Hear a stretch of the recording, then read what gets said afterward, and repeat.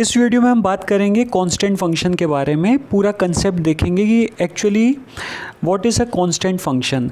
तो constant function start करने से पहले आपको बता दूं कि constant function is a special type of a real function, है ना। कांस्टेंट फंक्शन एक रियल फंक्शन होता है। अब रियल फंक्शन क्या होता है? रियल फंक्शन में एक ऐसा फंक्शन जिसकी डोमेन और रेंज दोनों क्या होती हैं? A set of real numbers, तो उनको हम क्या बोलते हैं? Real function. अब कांस्टेंट फंक्शन भी एक रियल फंक्शन है, लेकिन एक स्पेशल टाइप का रियल फंक्शन है जिसमें क्या होता है, let us see the definition, फिर उसको अच्छी से कंप्लीटली समझते हैं।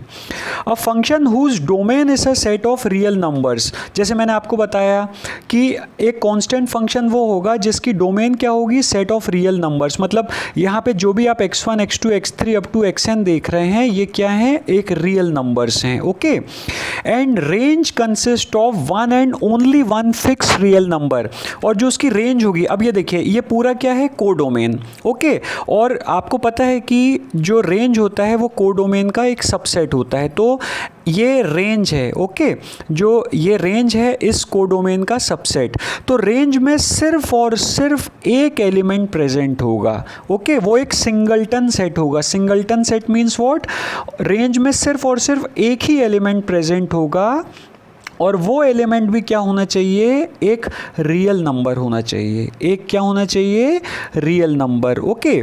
तो यहाँ पे डोमेन भी एक सेट ऑफ रियल नंबर है, और रेंज भी क्या है? एक रियल नंबर का सेट है जिसमें एक ही एलिमेंट प्रेजेंट है। एक से ज़्यादा एलिमेंट प्रेजेंट रेंज में नहीं होने चाहिए। अब रियल नंबर में क्या होता था कि रेंज में एक से ज़्यादा रियल नंबर हो सकते थे, लेकिन कांस्टेंट फंक्शन में क्या होता है? सिर्फ और सिर्फ रेंज में एक ही रियल नंबर प्रेजेंट होना चाहिए, okay. So a function whose domain is a set of real number and range consist of one and only one fixed real number is called a constant function. अब इस example में मैंने क्या लिया है कि यहाँ पे कोडोमेन जो है और रियल नंबर और रेंज जो है वो दोनों यहाँ पे इक्वल नहीं है। यहाँ पे रेंज कोडोमेन का सबसेट है, लेकिन इस एग्जांपल में मैंने क्या कर दिया है कि कोडोमेन और रेंज को क्या कर दिया है? इक्वल कर दिया है। मतलब कोडोमेन और रेंज में सिर्फ एक ही एलिमेंट प्रेजेंट है, एक ही रियल नंबर प्रेजेंट है, राइट।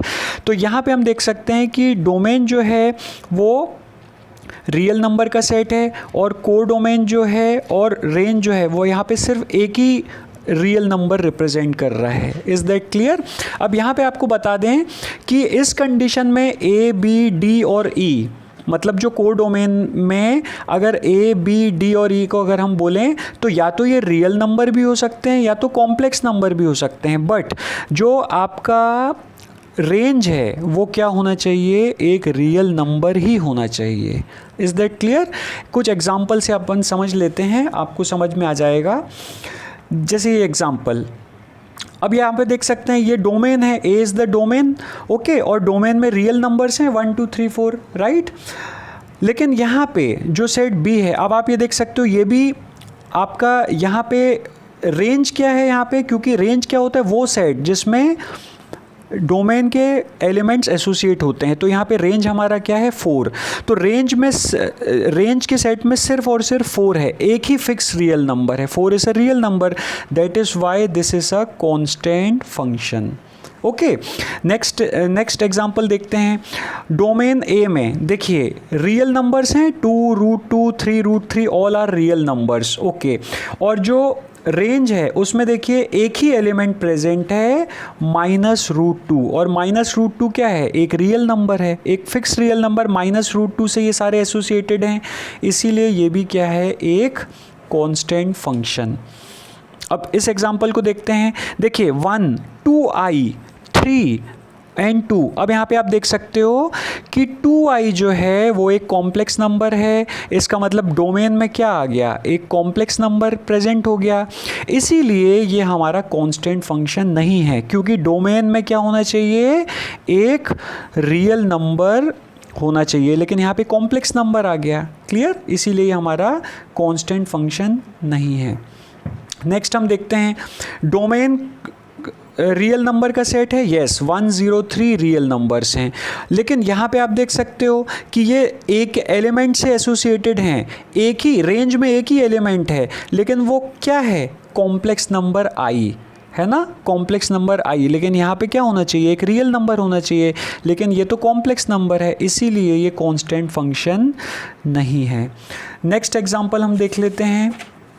नेक्स्ट एग्जाम्पल की अगर हम बात करें तो ये देखिए, ये एक ऐसा फंक्शन है फ्रॉम ए टू बी। यहाँ पे आप देख सकते हो कि जो सेट ए है इसमें सारे रियल नंबर्स हैं 1 2 3 4, और सेट बी में एक ही एलिमेंट प्रेजेंट है ना, और वो भी एक फिक्स रियल नंबर है, √3 से रियल नंबर है ना, तो इसीलिए ये आपका एक कांस्टेंट फंक्शन है। लाइक दिस एग्जांपल, ये जो मैंने आपको एग्जांपल बताया ये इसी एग्जांपल को रिजेंबल कर रहा है, जहाँ पे c की वैल्यू क्या हो गई इधर √3। Is that clear? अब आगे बढ़ते हैं, ये देखते हैं ए जो सेट ए है, जो डोमेन है हमारा वो रियल नंबर का सेट है, 6 7 8 9 रियल नंबर है, लेकिन जो हमारा कोडोमेन है, मतलब कोडोमेन अगर हम देखें तो उसमें क्या है 1 -2 और 3। अब आप ये देख सकते हो कि 6 -2 से एसोसिएटेड है, 7 -2 से एसोसिएटेड है, 8 -2 से एसोसिएटेड है। ये तीनों नंबर तो एक फिक्स रियल नंबर से एसोसिएटेड है, -2 एक रियल नंबर है, एक फिक्स रियल नंबर से एसोसिएटेड है, बट 9 जो है वो किससे एसोसिएट हो गया यहाँ पे 3 से। इसका मतलब हमारे रेंज में कौन से एलिमेंट्स प्रेजेंट हो गए, एक से ज़्यादा रियल नंबर प्रेजेंट हो गए, है ना। हमारे रेंज में अभी क्या क्या आ गया, -2 और 3, लेकिन यहाँ पे हम जानते हैं कि रेंज में सिर्फ और सिर्फ एक ही फिक्स रियल नंबर होना चाहिए, लेकिन यहाँ पे तो हमारे 2 रियल नंबर्स प्रेजेंट हो गए, इसीलिए ये कांस्टेंट फंक्शन नहीं है। Is that clear? तो लास्टली हम ये देख लेते हैं कि हमारा कांस्टेंट फंक्शन क्या होता है, वो फंक्शन जिसमें डोमेन एक रियल नंबर का सेट हो और जो रेंज हो वो भी एक रियल नंबर का सेट हो, लेकिन उसमें सिर्फ और सिर्फ एक ही फिक्स रियल नंबर होना चाहिए, एक ही रियल नंबर, मतलब जितने भी ये एलिमेंट्स हैं डोमेन के वो सिर्फ और सिर्फ एक ही रियल नंबर से एसोसिएट करने चाहिए। इसीलिए आपका उस कंडीशन में आप इस फंक्शन को क्या बोलते हो, कांस्टेंट फंक्शन। आई होप आपको ये क्लियर हो गया होगा। इस वीडियो में हमने देखा कांस्टेंट फंक्शन, नेक्स्ट वीडियो में हम देखेंगे characteristics, some important characteristics of constant function. Thank you.